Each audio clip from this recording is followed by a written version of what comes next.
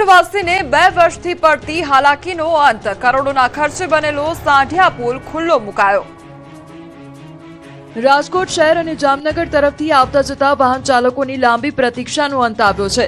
છેલ્લા 2 વર્ષથી જેની આતુરતાપૂર્વક રાહ જોવાઈ રહી હતી તે નવનિર્મિત 4 લેન સાંઢિયા પુલ હવે ખુલ્લો મૂકી દેવાયો છે। સાંઢિયા પુલ જનતા માટે ખુલ્લો મુકાયો છે। નાયબ મુખ્યમંત્રી હર્ષ સંઘવીએ પુલનું લોકાર્પણ કર્યું હતું। કરોડોના ખર્ચે બનેલા આ બ્રિજનું લોકાર્પણ કર્યા બાદ હર્ષ સંઘવીએ મેયર સહિતના પદાધિકારીઓ સાથે ખુલ્લી જીપમાં સવારી કરી બ્રિજનું નિરીક્ષણ કર્યું હતું। લોકાર્પણ થતાં જ હજારો વાહન ચાલકોને ટ્રાફિકની સમસ્યામાંથી રાહત મળી છે। અંદાજે દરરોજ 70,000 થી 1 લાખ જેટલા વાહનો આ પુલ પરથી પસાર થશે। કુલ 74.32 કરોડ રૂપિયાના ખર્ચે બનેલો આ પુલ છેલ્લા 2 વર્ષથી નિર્માણ હેઠળ હતો। 15 માર્ચ 2024ના રોજ શરૂ થયેલું કામ 13 જૂન 2026ના દિવસે પૂર્ણ થયું છે। 678 મીટર લંબાઈ અને 16.40 મીટર પહોળાઈ ધરાવતો આ પુલ રેલવે ટ્રેક પરથી 6.25 મીટર ઊંચાઈ પર બનાવવામાં આવ્યો છે। નવા 4 લેન બ્રિજનું લોકાર્પણ થતાં લોકોમાં ભારે ઉત્સાહનો માહોલ જોવા મળ્યો હતો। છેલ્લા ઘણા સમયથી લોકોને જે હાલાકી ભોગવવી પડતી હતી તેનો સુખદ અંત આવ્યો છે। સિવિલ હોસ્પિટલથી માધાપર ચોકડી તરફ જતા વાહન ચાલકોને આ બ્રિજનો મોટો લાભ મળશે। રાજકોટમાં નાયબ મુખ્યમંત્રીએ ખોડલધામ ચેરમેન નરેશ પટેલ સાથે બંધ બારણે કરી બેઠક। જ્યારે નાયબ મુખ્યમંત્રી હર્ષ સંઘવી સાંઢિયા પુલનું લોકાર્પણ કરી સીધા ખોડલધામના ચેરમેન નરેશ પટેલને મળવા પહોંચતા રાજકોટનું રાજકારણ ગરમાયું હતું। 2027 વિધાનસભાની ચૂંટણી પહેલા રાજકોટના નાયબ મુખ્યમંત્રી હર્ષ સંઘવી અને ખોડલધામના ચેરમેન નરેશ પટેલ વચ્ચે થયેલી મુલાકાતે ગુજરાતના રાજકીય વર્તુળોમાં નવી ચર્ચાઓને જન્મ આપ્યો છે। નવા બ્રિજનું લોકાર્પણ કર્યા બાદ રાજકોટના સ્થાનિક ધારાસભ્ય સાંસદો સાથે હર્ષ સંઘવી નરેશ પટેલના નિવાસસ્થાને પહોંચ્યા હતા। તેમના ઘરે બંધ બારણે બંને નેતાઓ વચ્ચે લગભગ અડધો કલાકથી વધુ સમય સુધી ગુફ્તગુ થઈ હતી। બેઠકમાં ધારાસભ્ય રમેશ ચિલાડા, સાંસદ રામ મોકરિયા સહિતના નેતાઓ હાજર રહ્યા હતા। ત્યારે બંને દિગ્ગજોની મુલાકાતને લઈને અનેક પ્રકારની અટકળો ચાલી રહી છે। જો કે ધારાસભ્ય રમેશ ચિલાડાએ આ મુલાકાતને માત્ર શુભેચ્છા મુલાકાત ગણાવી છે, તો ખોડલધામના ચેરમેન નરેશ પટેલે પણ માત્ર સામાજિક ચર્ચાઓ થઈ હોવાનો દાવો કરી તમામ અટકળો પર પૂર્ણવિરામ મૂકી દીધું છે। माननीय उप मुख्यमंत्री श्री आज शुभेच्छा मुलाकात मारी घरे आव्या। बिल्कुल सामाजिक चर्चाओ थई, चा पाणी पीने छूटा पड्या छे। आनाथी विशेष कोई वात नथी थई। પરંતુ મુલાકાત બાદ રાજકીય ગલિયારાઓમાં વિવિધ ચર્ચાઓ કેમ તેજ બની તેની વાત કરીએ તો તાજેતરમાં નરેશ પટેલે ખોડલધામની જવાબદારીઓમાંથી નિવૃત્તિ લેવાની જાહેરાત કરી હોવાને કારણે આ મુલાકાત વધુ મહત્વપૂર્ણ માનવામાં આવી રહી છે। રાજકીય વિશ્લેષકોનું માનવું છે કે 2027ની ચૂંટણી પહેલા રાજ્યમાં નવા રાજકીય સમીકરણો રચાઈ શકે છે। તાલાલાના ધારાસભ્ય ભગવાન બારડનું છલકાયું દર્દ, રાજનીતિ છોડી દેવાની વાત કરી નામ લીધા વગર વિરોધીઓ પર કર્યા પ્રહાર।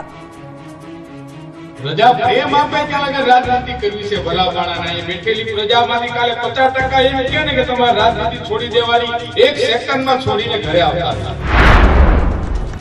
ગીર સોમનાથના તાલાલાના ધારાસભ્ય ભગવાન બારડે મંચ પરથી રાજનીતિ છોડી દેવાની વાત કરી, સાથે જ દાવો કર્યો કે તેમના વિકાસના કામ અટકાવી દેવાય છે। વેરાવળના બાદલપરા ગામમાં પ્રધાનમંત્રી નરેન્દ્ર મોદી સરકારના 12 વર્ષ પૂર્ણ થવા નિમિત્તે બ્લડ ડોનેશન કેમ્પનું આયોજન કરાયું હતું। આ દરમિયાન ભાજપના રાજ્યસભાના ઉમેદવાર માનસિંહ પરમારનું સન્માન સમારોહ પણ યોજાયો, જેમાં ભગવાન બારડની વેદના છલકાઈ હતી। તેમણે હાજર લોકોને સંબોધતા કહ્યું હતું કે અહીં બેસેલા લોકોમાંથી 50% લોકો કહી દે કે રાજનીતિ છોડી દો તો 1 જ સેકન્ડમાં રાજનીતિ છોડી દઈશ। તેમણે નામ લીધા વગર પ્રહારો કર્યા કે હું રાજકારણ નથી કરતો, રાજનીતિ કરું છું, પ્રજાને ગમે તેવું કરું છું, એટલે કેટલાક લોકોને ગમતું નથી। તેમણે આરોપ લગાવ્યો કે પાણી, ડેમ, રોડના કામ ભગા બારડ લઈ આવે છે, તેમાં અડચણ ઊભી કરવામાં આવે છે।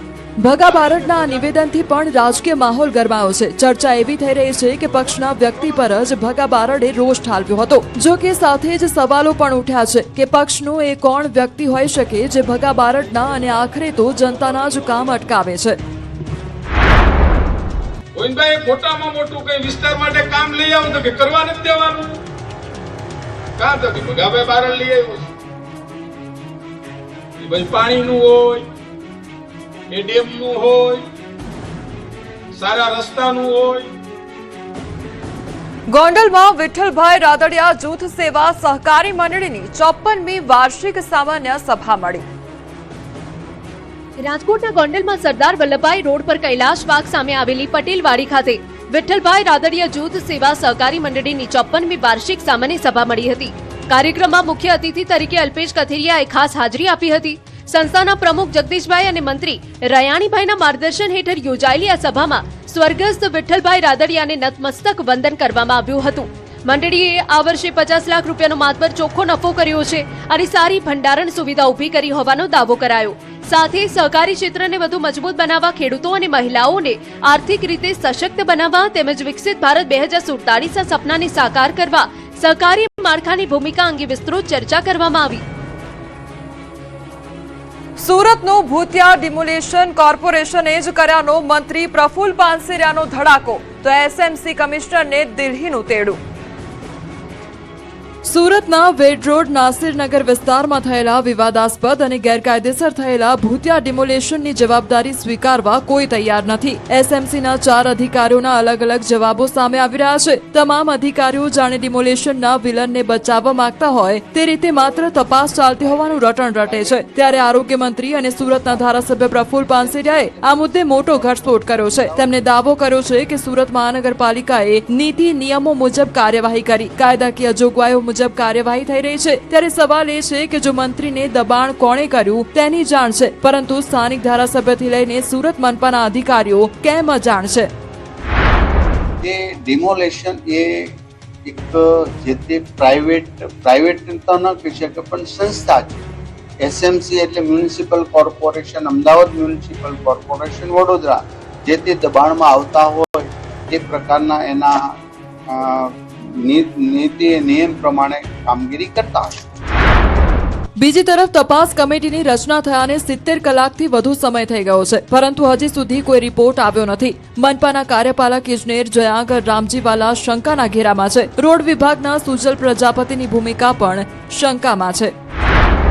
આ વિવાદના પડઘા પીએમઓ સુધી પડ્યા છે. મામલો હવે સ્થાનિક કક્ષાએથી નીકળીને દેશના સર્વોચ્ચ વહીવટી કેન્દ્ર સુધી પહોંચી ગયો છે. Surat municipal commissioner M Nagarajan અચાનક જ તમામ સરકારી કાર્યક્રમો પડતા મૂકીને દિલ્હી પહોંચી જતા સચિવાલયથી લઈને મનપાના ગલિયારાઓમાં ફફડાટ વ્યાપી ગયો છે. સૂત્રોના જણાવ્યા અનુસાર દિલ્હીથી સીધું તેડું આવતા કમિશનરને તાબડતોબ દોડવું પડ્યું છે. એસએમસી કમિશનર એન નાગરાજને દિલ્હીનું તેડું આવ્યું છે, તો કમિશનર એન નાગરાજન પાસેથી વિગતો લેવાઈ છે. જવાબદાર અધિકારીઓ સામે તપાસ કરવા જણાવાયું છે. કમિશનર 2 અધિકારીઓ સામે લઈ શકે છે કડક પગલાં. ત્યારે હવે જોવાનું એ રહ્યું કે શું મોટા માથાઓ સામે કડક પગલાં લેવાશે. સુરત બાદ વડોદરામાં ભૂતિયા ડિમોલેશનને લઈને આક્રોશ, તંત્રએ તપાસ શરૂ કરી. કોઈ પરમિશન લીધી નહીં. અમારી ઓઈડો આવાસની અમને આપેલી તે અત્યારે કોને પૂછીને ઓઈડો તોડી કાઢી. હવે અમારે રહેવું કઈ? મને જાણ કર્યા વગર આવાસ તોડી નાખવામાં આવે છે. અમારી એ માંગ છે કે અમારો 1919 આવાસ પાછા મળે એવી અમારી માંગ છે.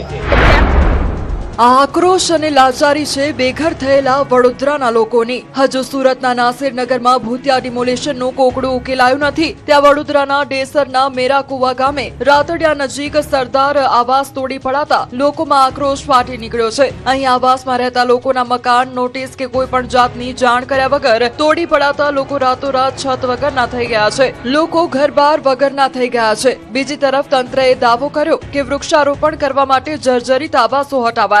વીજળી પાણીની સુવિધા ન હોવાથી લાભાર્થીઓ ઘણા સમયથી રહેતા ન હતા. મેરાકુવા સરપંચે આવાસો તોડી પાડ્યા હોવાનો સ્થાનિકોનો આક્ષેપ છે. લાભાર્થીઓએ ડેસર તાલુકા પંચાયત કચેરી ખાતે આવેદનપત્ર પાઠવ્યું, પરંતુ આ બાબતે તંત્ર એકબીજા ઉપર આપી રહ્યું છે ખો. સત્તાવાર રીતે કોઈ પણ યોગ્ય જવાબ આપવા તૈયાર નથી. 15 વર્ષ પહેલા 19 સરદાર આવાસ બનાવાયા હતા. લાભાર્થીઓ પાસે આવાસ માટે જમીન ન હોવાથી સરકારી પડતર જમીનમાં પ્લોટિંગ કરીને ફાળવવામાં આવ્યા હતા.